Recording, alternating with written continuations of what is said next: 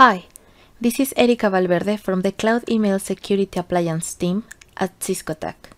In this video, we are going to install and verify the classic license on Virtual Email Security Appliance via CLI.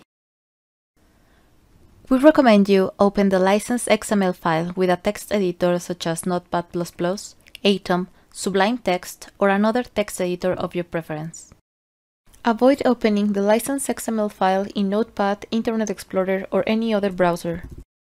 These applications and programs add special characters or unwanted spaces, causing malformed syntax error when pasting your key into CLI.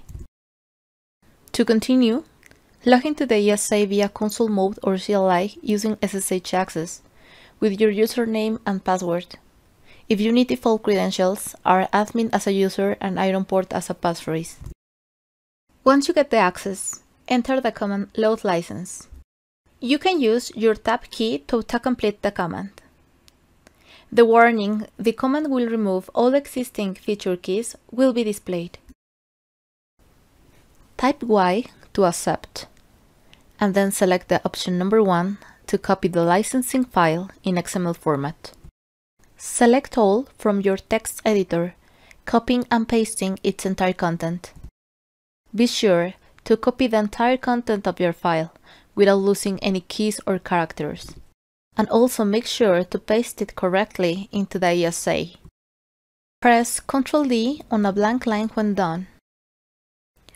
Read and agree to the End User License Agreement, typing Y at the end of the agreement. Once the agreement is accepted, enter feature key and show license commands to confirm the proper installation. After license installation, you don't need to commit any change. Confirm the keys installed, remaining days and status from the feature key command. Verify the VLN number assigned from show license command. Repeat this process per device. If every license has been applied correctly, the license installation is complete. Visit our Cisco community for further information. I hope this video has been useful and thank you for watching.